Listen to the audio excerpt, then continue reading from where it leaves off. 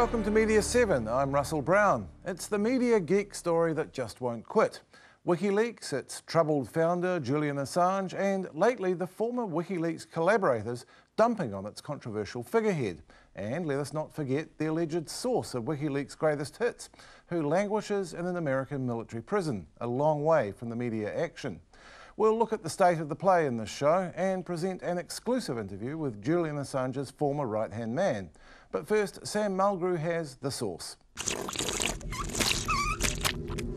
It was the largest document leak in military history. The almost 400,000 papers on the current US Iraq occupation released by Wikileaks.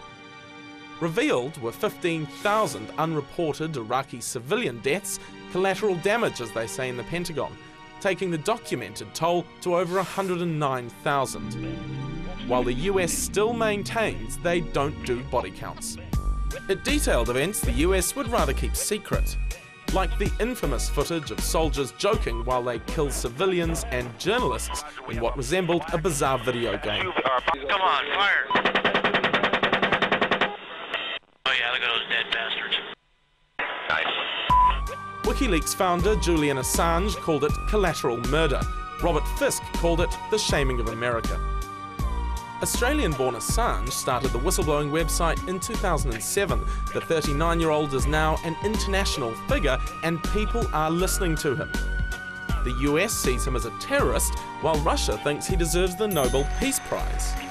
Assange's leaks have covered everything from human rights abuses to business corruption, the secrets of Scientology to a toxic waste dump poisoning 100,000 Ivory Coast residents. The future of Assange may be unknown, but one thing is sure, whistleblowing has become a modern art form. Sam Mulgrew with the numbers of WikiLeaks there. Jose Barbosa has a catch-up on the personalities. There's been many stories to follow in the past few months, but perhaps none so representative of this particular time we find ourselves in than that of WikiLeaks and Julian Assange. The computer hacker turned globe-trotting man of mystery is an irresistible story, or at least it is for Steven Spielberg's studio, which has secured screen rights to the WikiLeaks books by Daniel Domscheit-Berg and by Guardian journalists Luke Harding and David Lee. We sat there with Julian and we said, look, we're still really worried about this question of the informants. And my personal recollection is that Julian said words to the effect of, if they get killed, they deserve it because they're informants and therefore, you know, they deserve to die. But the franchise trilogy is nowhere near finished. Assange turned himself in after an international arrest warrant was issued in relation to the alleged rape of one woman and sexual assault of another in Stockholm last year. He was officially wanted for questioning. His defence has argued against extradition to Sweden, claiming he wouldn't receive a fair trial there and could be transported to the US, where he could possibly face execution. The British judge saw it differently. Breaking news for you this hour. A London court has ruled that Julian Assange, the founder of the controversial whistleblowing website Wikileaks, will be extradited to Sweden to face sex assault charges. Assange's lawyers are appealing the decision, which could take months. Of course he he will have a fair trial in Sweden, as well as he would have in Great Britain. In the meantime, the BBC's Panorama programme investigated the troubling political beliefs of Assange associate Israel Shamir, who was convicted in 2008 of inciting racial hatred against Jews. The editor of Private Eye magazine, Ian Hislop, says Assange accused him of being part of a conspiracy headed by Jewish journalists in England to scare WikiLeaks. And it's been claimed US soldier Bradley Manning is being poorly treated by his jailers while waiting trial for allegedly supplying WikiLeaks with state secrets and, quote, aiding the enemy. Meanwhile, Assange sits behind the WikiLeaks Twitter account like a Bollywood Harry Potter villain knockoff, firing out angry missives at his enemies. Well, I'm untouchable now at this point. It's a story that's not going away anytime soon. As Jose noted, there was another man who in happier days often shared the stage with Julian Assange, Daniel Domscheit-Berg. Whatever transparency-themed bromance there was is well and truly over now.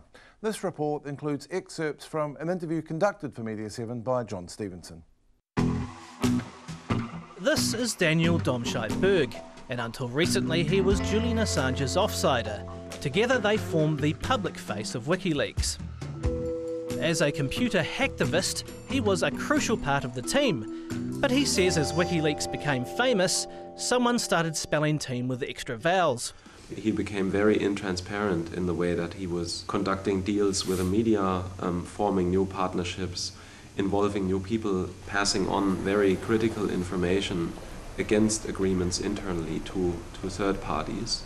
And the worst thing was that he didn't talk about any of that. And this is when it felt like it is getting a bit irresponsible, because it all is in the hands of one man. Then that's where it started to feel like it's heading in the wrong direction. He resigned in September last year, but hasn't been idle. He's written a book and co-founded a WikiLeaks rival, OpenLeaks. At the heart of OpenLeaks is a system which erases any information that could identify a whistleblower. So if a source gives information to a particular newspaper, he can specify that he wants it to remain there for 2 weeks or 4 weeks. And if the newspaper doesn't act up on this information, it's passed on to other organizations within the system. And that makes sure that you can avoid the gatekeeping that some media might be doing. Assange supporters say Domscheit-Berg's a thief, traitor and a government stooge. He says he's simply trying to provide a safe service for leakers. There is no regulation that is protecting whistleblowers. He might have the sympathy of all of the public, but there is no law protecting him from being fired or never ever again finding a job in that domain that he was working in. After all these people, or most of them, are real heroes, and it's really bad if these heroes have to exist in anonymity and cannot even get the recognition that they deserve from society for telling them about something that no one should not know about. By streamlining the WikiLeaks model, Domscheit-Berg believes OpenLeaks can avoid drowning the public in data. There's a release of 90,000 documents for Iraq, for Afghanistan, something like close to 400,000, I think, for Iraq, and now 260,000 cables. Who in hell, just as an ordinary person, would not be swamped by that? And that is where it is very important to work with the media, because that's the media's role. The media is there to put all of this information into a context and give him a perspective. A Swiss newspaper put this very nicely. They said that each territory needs a visionary to conquer it. And after the visionary, you need the engineers. WikiLeaks, they have conquered this new territory. They have created a new movement, a cultural change. And now you need engineers that are coming up with very efficient solutions for all of that. And that's basically what I think we are doing at OpenLeaks. The full version of John Stevenson's interview with Daniel Domscheit-Berg is available on the Media7 website. After the break, I'm joined by Toby Manhire and John Stevenson himself.